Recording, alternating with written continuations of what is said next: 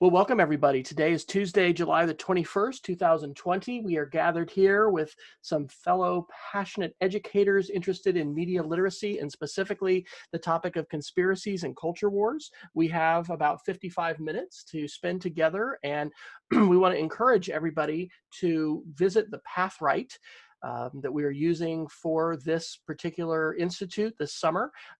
We have publicly posted all of the project resources on a Google site, and you can use that shortened link, wfryer.me/concw, to jump there, or that QR code, and then we'll also be sharing a longer link. But the Pathright has the anytime learning, and after today's session, I'll be uploading this video. And we've also, I gave a keynote last week at the Montana Mountain Moot, which was a little bit of a different approach. We're going to be more hands-on and specifically more lesson focused, but that resource and a bunch of other things are available too. So Brian and I are going to be kind of handing off. We have way more slides that we're going to have time to get through, but we've left those in, and we've got a slideshow of activities because I've certainly found that the breakout time of the conference has been some of the best. And so we're going to put you in groups of most likely 3 or 4, and then invite you to dig into interrogating and analyzing some different media artifacts, bringing the tools that you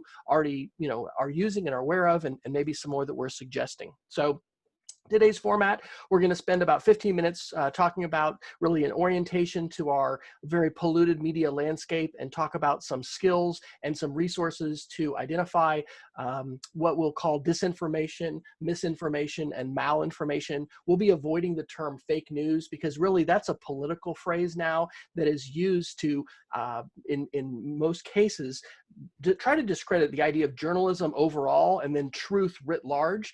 And so one of the things that we were discussed as we were brainstorming this, and I think we've had 4 different hour-long recorded sessions, getting ready for this, is don't we want to have students become skeptics without becoming nihilists, right? Giving up on the idea of truth, giving up on the idea of objective reality, and then just also, giving up. We can't give up. So we're going to do that, talk about lesson ideas, and then do the breakout room section. And then we're going to come back to share. We really want to leave at least 15 minutes at the end. And so we're going to be watching the time, and hopefully, at about half past the hour, we're going to try to go to breakout time. So those are like ending times for those sections. We want to leave 15 minutes for share time at the end. So to start off with a little bit of orientation and skills, I really, really like a book that I'm going to share here in just a second. I love geography, right? One of my majors in college was geography as an undergraduate. Where are we from an information literacy standpoint? There's some big questions that have motivated both Brian and I to come to this session. One of them is that our youngest daughter, who's now 16, probably a year, maybe 2 years ago, was asking me a lot about the moon landings and asking about it being a hoax. And I realized, looking at the things she had seen on YouTube, that her generation had been subjected to probably more disinformation and conspiracy theories surrounding the landings of the Apollo the Apollo program astronauts than any previous generation. And, surveys are very distressing because last year was the 50th anniversary of the landing. Anyway, this is one of the motivating things that we talked a lot about. In fact, initially we thought maybe this would be our focus. I'm going to be teaching a 6th grade lesson, which we've shared a link to and would love your feedback on, to talk about this, because some of what we're discussing, of course, is very politically heated, and it's challenging to talk about. And so probably discussing Apollo and the moon landing and conspiracy theory and the things that we see in conspiracy theory across lots of different domains may be an entry point. And of course, this needs to be developmentally appropriate for the age of kids. How about vaccinations, right? We're hearing all about this all the time now, and I think we're holding out a lot of hope that, hey, the vaccination is going to come, but the anti-vax community has been very vocal for a number of years. In fact, if you don't listen to this fantastic podcast from the New York Times called The Daily, today's episode was called the Vaccine Trust Problem. And, according to the interviewee, Jan Hoffman, in recent surveys, up to 50% of folks in the United States are saying they're not sure whether they're going to take a vaccine, especially if it's rapidly, deployed. And so disinformation and misinformation and malinformation are playing into this, in big ways. How about elections, right? I think all of us probably want to see democratic means employed when we elect folks rather than disinformation, but yet disinformation, not only here in the United States, in Brazil. I had a great conference this morning with Brazilian colleagues, many of whom I got to meet face to face last year at the Institute, and the work they're doing on a national level with media literacy standards and with initiatives that are trying to really equip folks of all ages, not just school-age children, with these skills are really important. So, Brian, what's up with these 5 core concepts of media literacy? Is this something we need to think about? Yeah, so I just want to kind of come back to something that with the issues that you had brought up before, is that we can't have this kind of that we call the balkanization of epistemology, right? She's like, well, we can't have where people are wandering around with different concepts of what truth is, when so much is predicated on public health and really whether or not we're going to continue with democracy, right? So the fact that we have so many different splinterings of how we're going to, again, construct our reality is really where it's so important that we have to kind of come back to this tried and true core concepts. And this has been something that I've been using, my goodness, probably since I was a young teacher back in the early aughts, from the Center of Media Literacy. It's been bandied about for many, many years. But no doubt that many of you in this classroom, in our session here today, have seen these five core concepts.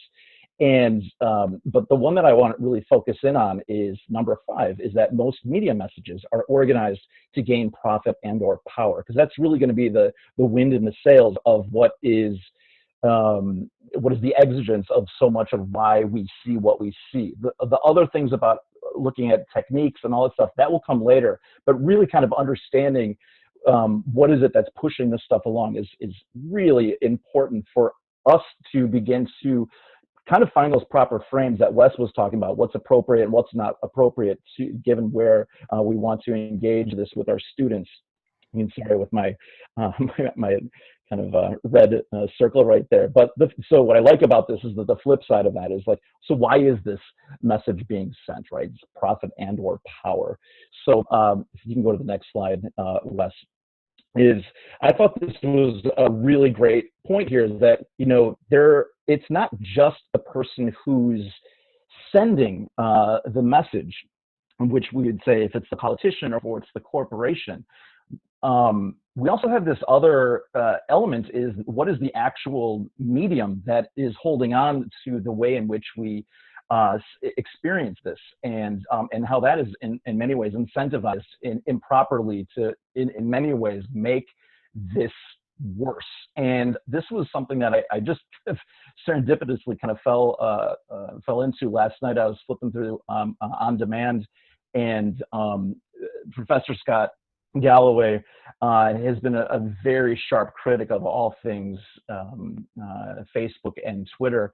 And in this particular rant from his television show, No Mercy, No Malice, he brought up these really important things to kind of remember about the actual delivery mechanism of why we get to see things via Twitter and why we get to see these things on Facebook. And this was a really interesting point. I'm just going to read verbatim what he said right here. He said that these are bad algorithms are optimized for engagement, which is Latin for outrage, polarization, and extremities. Researchers at NYU measured the reach of 500,000 tweets and found that each moral or emotional word used increased virality by 20% on average, or simply put, incendiary results in greater stakeholder value for these platforms. Another study demonstrated that posts exhibiting indignant disagreement received twice as much engagement as in other content on Facebook. Another language lesson when Facebook says its mission is to bring the world together is Latin for the Olympics of, so I can get this last part right here, for the most inflammatory posts. So in part of this is that we have to remember that this is all about harvesting your attention. It is a resource like oil, I've heard other people say. And so not only do you have the idea of that the people who are gaining profit or power, but the people that are, or the institutions or these companies don't have the proper incentives to actually be closer to align truth to what we all need. And I think that's a really kind of important point that Professor Scott Galloway brought up.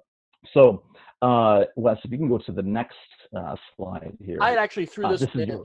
Yeah, Brian, we in the Moodle Moot, or the Mountain Moot keynote, I gave everybody homework, and I said, here are 5 pieces of media that I'd recommend. You know, and this is based off of, I think Brian's probably sent me about 450 tweets, you know, as direct messages in the last year, you know, starting at the Institute, really, with Reply All and The Prophet. You know, if you haven't seen that episode. But this book I'm reading right now by Singer and Brooking, it's called Like War, The Weaponization of Social Media. And this exactly speaks to what that video Brian was talking about says, that social networks today are not rewarding truth or veracity, but virality. These are, you know, propelled by the incentives of the attention economy. My favorite article about that was a number of years old. It's Michael Goldhaber, The Attention Economy and the Net. But we really need to stop talking about an information economy. Economies are defined by what's scarce, not by what's plentiful, and attention is what is scarce, and that is what is being bought and sold, you know, outside of really us profiting other than using these platforms. And so this whole idea that a culture war is happening, that's a battlefield, and we in many cases, we're the unwitting participants, you know, in these events. So a big shout out to both Singer and Brooking in this book, and the opening our eyes as educators to the reality of the information environment is a big goal of this session and this, you know, media literacy project that we've been working on. And being able to filter for each other books, videos, resources that we can consume and that we can share with our students is really important, and that's a big purpose here. So there's the link to Like War, and you can definitely follow them on Twitter, and we'll talk a little bit about a Twitter list of some of these as well. What's up with this graph? So, you know, this is a very easy schematic of what we would know as the rhetorical triangle. And obviously, rhetoric can also be ethos, pathos, and logos, but I like this very easy schematic here that reminds us of like the dynamic of that occurs between, you know, the person who is sending the message, and obviously they have their purpose, but then obviously then the type of really hard work it takes to unpack the audience in this kind of dynamic with that. So really, when it comes down to it, we're just really applying the dynamis of what rhetoric is in so many of these exercises that we're going through when we're thinking about how effective, how and why disinformation and misinformation, why it works. And so the more that we can kind of almost become armchair psychologists in many ways and really develop what we know about the audience, it becomes that much more clear what the techniques are by the sender or the author of that. So I'm going to kind of walk you through just some of my favorite examples of this. And sometimes, you know, you just start off with something that would be very innocent that looks like this. You know, this is a picture of Steven Spielberg, and just kind of taking a look at this, and I was like, oh, so this is probably 1991, 92. Jurassic Park came out around 1993. I was a senior in high school when the movie came out. So this text by itself is simply that. It's just a picture of Spielberg sitting next to a robotic rendering of a triceratops while they were filming Jurassic Park in Hawaii. So what happens next is really interesting, and what's important to know is just how quickly people can be led astray. So Jay Branscombe, and I couldn't find the original tweet. I could have gone into way back the archive to find this, but what you can see is that now we just put a frame on top of it, right? So disgraceful photo of recreational hunter happily posing next to a triceratops he just slaughtered. Please share so the world can name this despicable man. Now, what's interesting is that this person, Jay Branscombe, whether that's a real person or not, is pretty savvy. This person understands that there's a virality right there, right? That there's a social currency involved in please share. And in that, he's inviting a type of behavior set for people to kind of become enraged and share that rage and spread that through this particular Facebook post.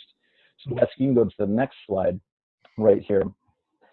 And so what's interesting is that the original BuzzFeed article, and the link here takes you to the original BuzzFeed article, and it's unfortunate that now a lot of those original tweets that they had shown how people reacted to it have now been kind of just evaporated, they're kind of gone. Yeah, right. But the Wayback Machine, you can go back and find some of it, and they're funny, right? In some ways, you can see that there's kind of this weird life cycle that goes through it, whereas like there are people that are genuinely like outraged. They fell for it, right? They didn't realize like, well, that's actually not possible because we weren't living at the same time as these dinosaurs, and people fell for it. And they were doing that kind of performative act of being outraged. Then you had the people who called them out for it, and then you could see as you go a little further along, people who are kind of in on the joke but kind of fed it as well.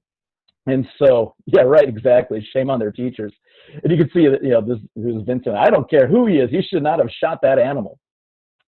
So what's important is that, like, this stuff doesn't, this is a learning opportunity, right? So if this worked and people saw that the mere framing of a photograph could have tilted someone's perception of reality, people then can adjust to that, and maybe they will use this in a different way. And so if Wes, you can go to the next slide here. So here's something that's interesting. Looking at this document, or this text right here, this was something that was flying around Facebook probably in late February, early March, right? So this is before everything that had hit with the coronavirus, but people were starting to kind of amp up their concerns with this. And I'm wondering if maybe in the chat room, if we could maybe kind of take a look at this, does anything maybe pop out as a concern when we look at this particular text right here that maybe would be suspicious in terms of being either disinformation or misinformation? You guys want to? So good. So politics are involved. So we know politics, going back to that Professor Scott Galloway post, this is something that will increase engagement. 20% more eyeballs staying on the site is good for Facebook, right?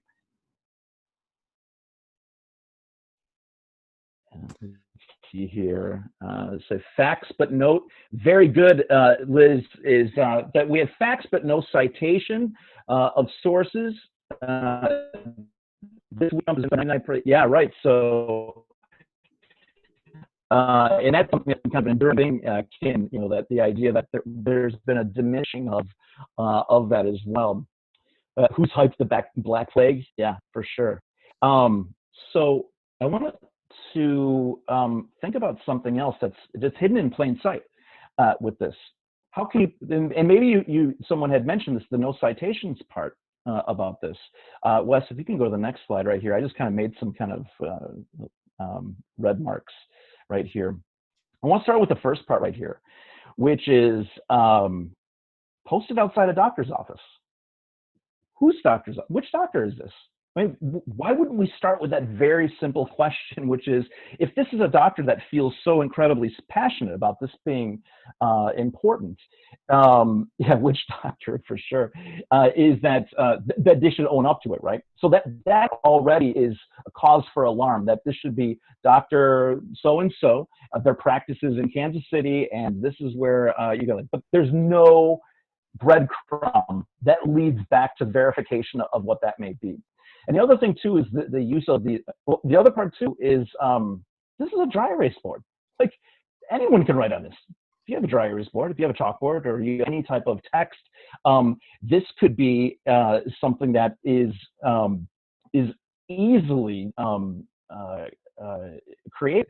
So now we have this twofer, right? Where we have the appearance of ethos. And there's a very fascinating psychological experiment that you can go back and find. It's been something that's always, I guess sometimes it can be paired with the Milgram experiment, but there's one that you can research from, you can just go on to, it's the famous Dr. Fox experiment, where some guy just shows up with a lab coat and just reads nonsense in front of a lecture hall, and everyone buys it. They just go along with it. It's like, this guy says he's a doctor, and he is saying all these fancy words, and people just go along with it.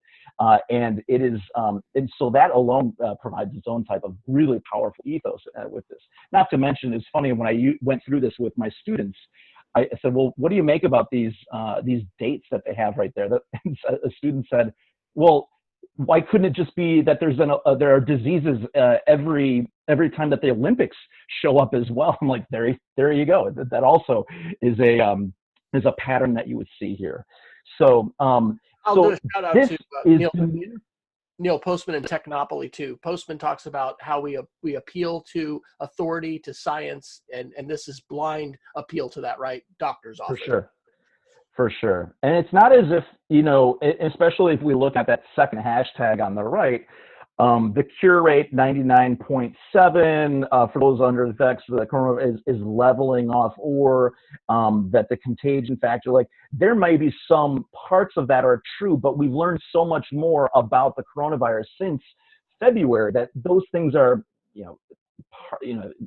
partially true, if we really were to, and that's in some ways that's the way in which conspiracy theories can have certain embers within them, is because there is some bit of veracity in them, but it's always a half truth that really seems to be the straw man and stands in for everything else.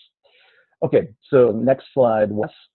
And the other thing to always look for as well, and by the way, a lot of these techniques that I'm looking at have been really some of the best professional development I've gotten has been from the News Literacy Project, and I have a link into our resources for a great lecture of 4 lectures that they had done with the University of Rhode Island, the Metcalf Institute, specifically about coronavirus misinformation. So that is linked in this as well. But it's the same idea here. Nurses for opening, and we can see that this RN with a Sharpie, for some people may be evidence enough, and they move along. It validates what they would see with this. So these are always things that you can find with that. And also things to look for is that anytime that looks like that there's a very editable space where you can see where the breaking news, where the chyron is, Trump killed people because of his late action, Trump will kill people because of his actions, that type of space right there is very easy to Photoshop. And so whether or not it's a t-shirt or a poster, I saw one today that was very suspect. I didn't get a chance to include it here. But these are usually things that are usually a hallmark or a definite red flag to pick up on and say, like, this is, I should really kind of investigate further of what this is about. Okay, next slide. Right. Okay. Here's another one, and we can ask you guys to, in your comments in the chat room. This was one I believe I found last week, and I want you to take a look at it. This is in the dust up, and the spirit of this tweet here is to suggest, because there was a suggested boycott of Goya, that consequently, people supporting President Trump showed up at grocery stores and absolutely went over the top and bought as many Goya-related products as possible with that. So that is the intent of this particular tweet. So when you look at this, what are the things that we could kind of infer about this? Where should our eyes be looking at? You can see Wes has some questions on the side there.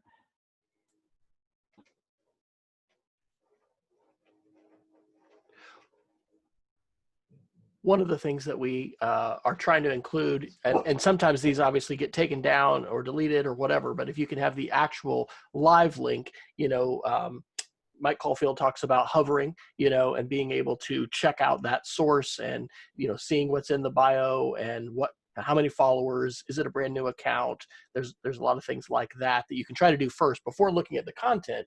You can interrogate the source. Yeah.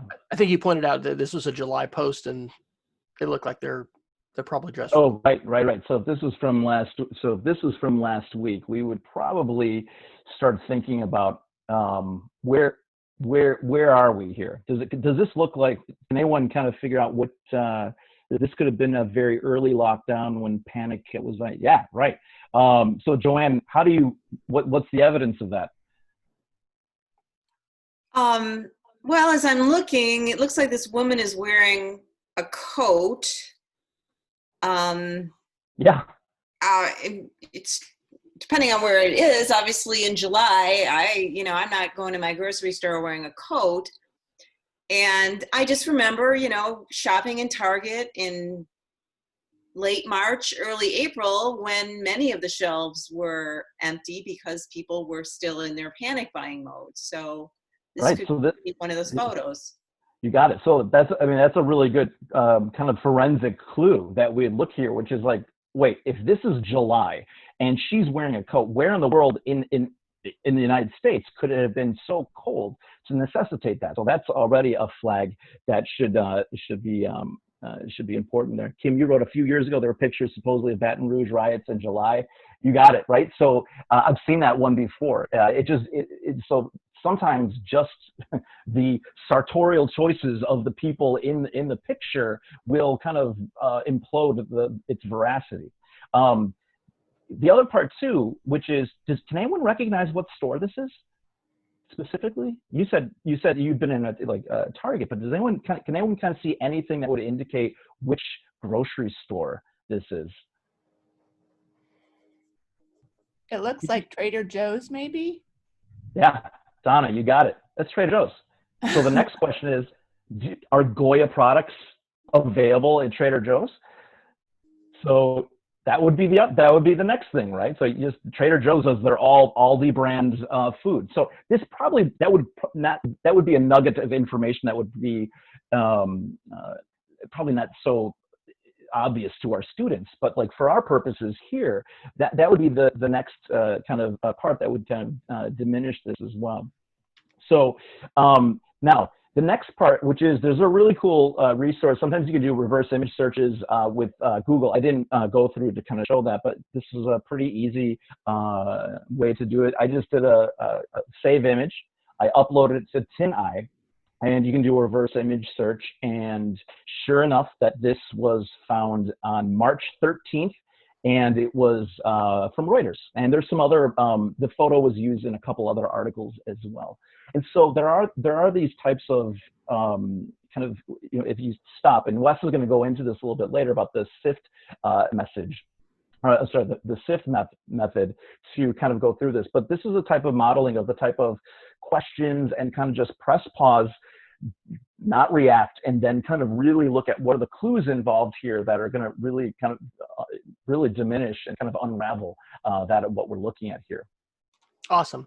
Well, I'm going to kind of jump out of our slideshow. We've got a few more references to McLuhan and some other stuff, but I think I'll just go here, and then we want to go ahead and get through a few of these skills and then give you some time in your breakout rooms to do a little bit of investigation. This book by Whitney Phillips and Ryan Milner was released through MIT Press in April. It's called You Are Here, a field guide for navigating polarized speech, conspiracy theories, and our polluted media landscape. And there's a lot to like in this book.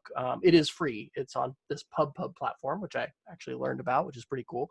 But one of the things I'm using a lot, and I'm definitely with my students going to be talking with them about, is that, instead of the term fake news, we need to be talking specifically about disinformation that's deliberately spread, which is false or misleading, misinformation, which is also false or misleading, but might have been inadvertently spread, but then malinformation, spread to specifically cause harm.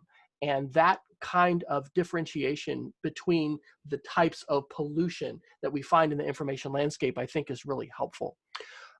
Mike Caulfield is one of the folks that we're going to recommend to you to follow, and he has done a lot of fantastic work. I learned actually about him last year through Dave Quinn at the Institute for Digital Literacy, but his method, which he calls Sift, S for stop, I for investigate the source, F for find better coverage, and T for tracing claims, quotes, and the media to the original context, is really an excellent framework. And he's created a new website called Infodemic that specifically centers this around the coronavirus, but he was advocating for Sift. He works with the Digital Polarization Project. This is the framework that I have been recommending and using, and that I will continue, I think, this year to be teaching with my 5th and my 6th grade students. As Caulfield says here, and I love how on his website he's got some great animated GIFs and really some wonderful ways of making this simple. The first step is not to look at whether the claim is true or not.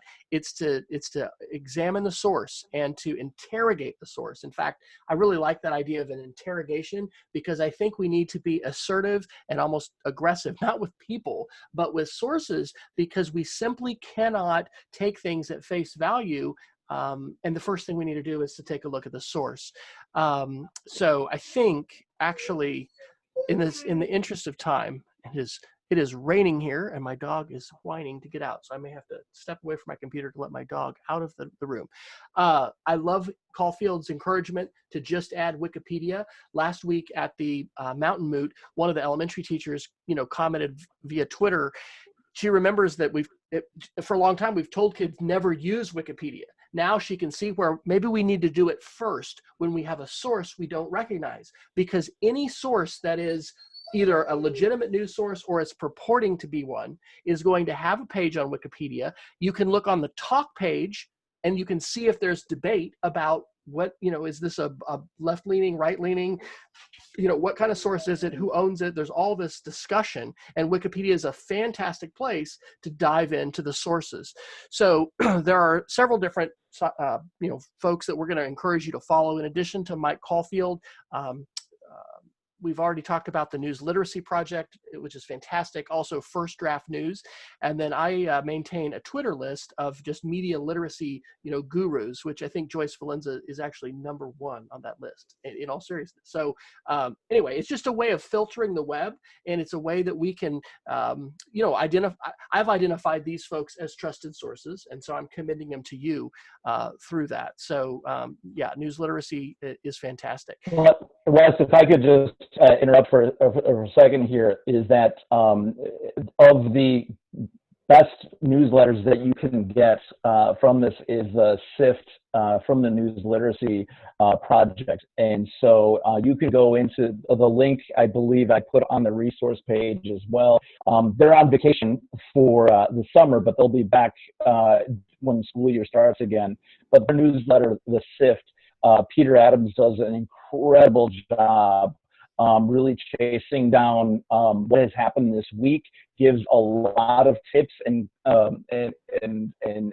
frameworks that are very helpful to bring with students. And so again, the news literacy, and if you can catch some of their sessions, either in person, Zoom form, this past spring, I've probably gone to at least 5 of they're Chicago, so it's easier for me to kind of catch them. We actually had the great opportunity to have Peter come to our school and do a couple sessions for us there as well. In the path right for this course, we've got a link and a recommendation to check out Troy Hicks' course that he has called Teaching Argument in the Real World. This video, absolutely fantastic. It's the best short video I have seen yet on lateral reading, which is, again, a vocabulary word that we need to cultivate with all of our students and with ourselves, which is this idea that I'm not just going to go to the About page and say, oh, look, it's a .org. I guess I can believe it. Oh, look, it's very professionally made. I guess it must be legitimate because it looks fancy. No, those things were like old, old strategies that we used to talk about with vetting information, it doesn't work today. And so what we need to do is be laterally reading on other sites, what other sources are talking about this article and making this point. And that's fantastic. So just to give you a couple lesson ideas, I think these are a couple more media examples to interrogate. Yeah, so let me give it, this is, if I can just kind of walk you through this. So there's some really cool tools that you can use to illustrate exactly how these disinformation campaigns can work. And so I'm just going to kind of set this up really quick. I got a like. I was kind of teasing a colleague. She was moving her office because our school's under construction, and so I sent her this tweet. And then the next slide, Wes, if you can go to, is this one. I'm thinking to myself, who's this person? Why are they liking my tweet of all things? I wasn't really exactly sure what the script was. It looks like it could be Thai, maybe Cambodian. I wasn't really quite sure what that was. So it made me think, like, I want to know more about who this person is. So what you can do, and this is also linked here, this is from the University of Indiana, their Observatory of Social Media. They have a whole suite of misinformation tools. And so you can see here they have ones that called Hoaxy, Botometer, Fakey, Botslayer. Sometimes these don't always work, or they're kind of janky, and they take a little time to process, but they can be really, really cool. And so, and then I just this is if you scroll down the page as well. So the next, so what you can do is that I did a botometer. So I put in the botometer, UPSOQT, and they seem to think that there's a 1.8% on a 5 that this person is probably real. And then if you go to the next part right here, let's see if that's the next one. Maybe I got out of order here. With this, let me see. Let's see. Oh, is this one here? Oh yeah, it was a little bit down. Slide 54, I think, is that one. Sorry, I must have plunked some things in there. And you can see, right. And so what's cool about this is then the other part, you can get some details about this. And it'll show you, okay, well, what do we know about this person? What are the habits of this, if they're a bot or not? So apparently this person doesn't like tweeting on Thursday, but you can see there's quite a lot of activity everywhere else. Tweets of hour of the day. So if you look, like somewhere between, say 10 a.m., so was it 11, 12, and 1 o'clock, they're very, very active. So so the next slide, Wes, it kind of, then there's this activity. So like some feedback. This will be something really interesting with students, which is, well, who do we think this is? Is it a human? Is it a bot? Is it a cyborg, or is it some type of organization? And this is really important for us, that we want to make arguments and claims. Now we have evidence, and now we can then kind of make a claim and kind of send that back. So I think that's a really kind of cool activity to search out, is it a bot or not, right? And when you can look at this. In fact, I think that's the lesson we need to make, the bot or not. Right, yeah, we kicked that one around for sure. And then there's a couple, if you can just go up to the, let's see, where was it?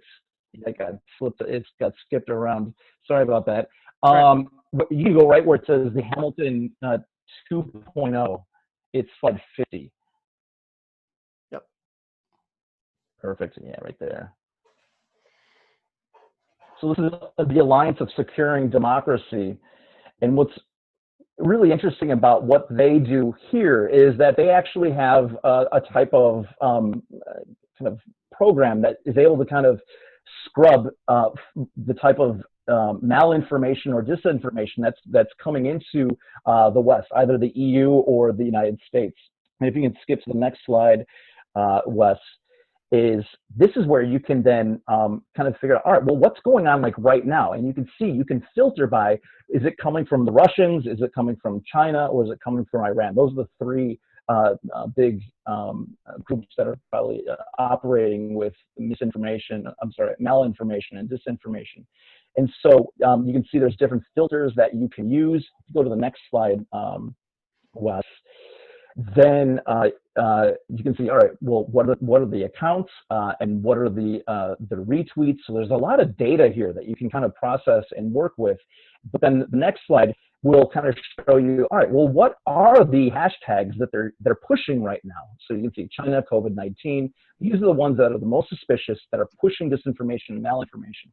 Now, what you can do is go back to the University of Indiana and Hoaxy, or you can look at some of these other tools, and that's the next slide, Wes, is, yeah, go down a little bit, and more, it's gonna be slide 56, perfect. Okay, sorry.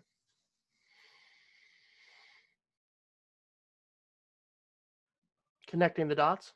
Yeah, connecting the dots. So what I did was, I did this a while back. This was during the pandemic. If you remember that piece of text that made its way through in April that was much maligned as a result of it just having such bad science and really acting in bad faith about what public health was. So what I did was I went to their interactive network graph, and I did the hashtag of Mikovits, and that was the name of the doctor that was featured, that she was supposed to be the linchpin for all the science and all that. And you can set the date, and you can then see how it animates what are the various different nodes that are pushing this particular hashtag. So it's a really kind of cool visual metric to kind of see how and where these things are being pushed, and who are the people that are pushing it out the most. So it's a really cool tool that you can use, and you can go to Hamilton 68 and kind of use that as the source if you want to see specifically where the disinformation or the active measure campaigns that are occurring with Russia, China, or Iran. So I just wanted to go through those really quick. That's great. We want to make sure that we let you know that there is this Apollo project, which is a literacy project that we kind of thought we might focus on, and then we've pivoted from it a little bit, but you can check that out. That is in part based upon John Cook and Stephen Lewandowski's Conspiracy Theory Handbook, which focuses a lot on climate change and why so many people are rejecting, climate change today. This is an article they had in The Conversation, I think in May, talking about the pandemic, which is this, alleged fictitious documentary. And so they have a wonderful video that John put together that talks about these 7 characteristics of conspiracy theory. And so that can be applied to chemtrails, to Apollo moon landing hoax, to all kinds of things. And the theory here is that the psychology is that in inoculating individuals, not just kids and students, but people, to the ways in which this playbook is used, perhaps that can help folks, recognize conspiracy. And I like also how he starts out by saying, let's begin by saying real conspiracies happen, right? Tobacco industry, deceive the public about harmful effects of smoking. Volkswagen conspired to cheat emissions tests. Like, conspiracies happen, but all conspiracies are not, using these or having these kinds of 7 characteristics that we certainly see with some of these real outlier projects. All right, well, hey, I think we're only going to be able to give you about 7 minutes in breakout rooms, but here's what we're going to do. We want to encourage you to do some source analysis. I don't know what these terms should be called. Right now we're using media exhibits and this idea of forensic analysis, digital forensics. I like the metaphor of an interrogation. And so what we're going to ask you to do, and I'm going to go ahead and copy this link right now, and I'm going to put this into our chat. We're going to put you in, I think, just 2 breakout rooms, and that link, which actually didn't have a HTTPS on it, so let me try and not look like I cannot multitask here. This is a forced copy link, so you're going to get your own copy, and the challenge here is to just go ahead and interrogate one, or and you won't have time to do probably more than that, interrogate one of these. So we've got some of these categorized under COVID-19 and masks, Apollo moon landings. There's a lot of miscellaneous topics. So we're building this repository, as it were, as a slideshow of things that you can copy. And so I'm going to go ahead and we'll give you we're going to give you about 6 minutes. Okay, it's not going to be a ton of time. I'm going to go ahead and pause the recording. So I guess this is probably the time, Wes, where we probably want to take some questions from everyone. Is that the part of the presentation we're at, to kind of fend off or not fend off, to share and kind of try to chase down everything that's questions people have lingering? We might also just kind of do a quick report, so that we could let somebody else go. So from room 2, Yeah. what did you guys investigate?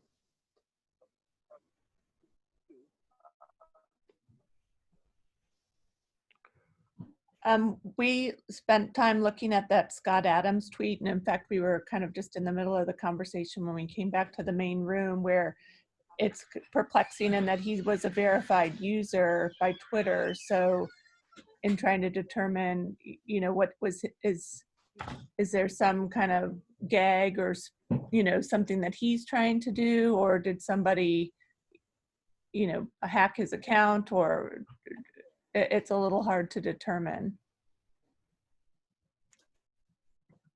Room 1, anybody want to share our conversation?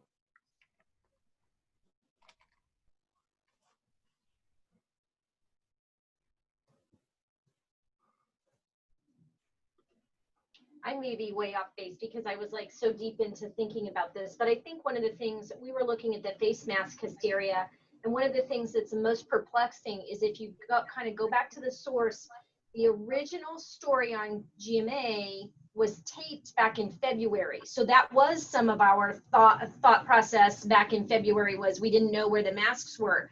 But the video, like the thing from Diamond and Silk, actually was posted 2 weeks ago on July 1st, as though it's happening. But as soon as you start watching, unless you're really looking at those two details about the discrepancy of the time that's passed and the science that's happened in between, you don't necessarily, you think, oh, well, of course, you know, it makes it seem like it's happening now. But as soon as you start to watch the clip and realize, again, the people are they're coming off the subway, they have winter coats on, they have, that it's very interesting. So you have to really look at when was this posted, because it's acting like this happened 2 weeks ago, but it didn't.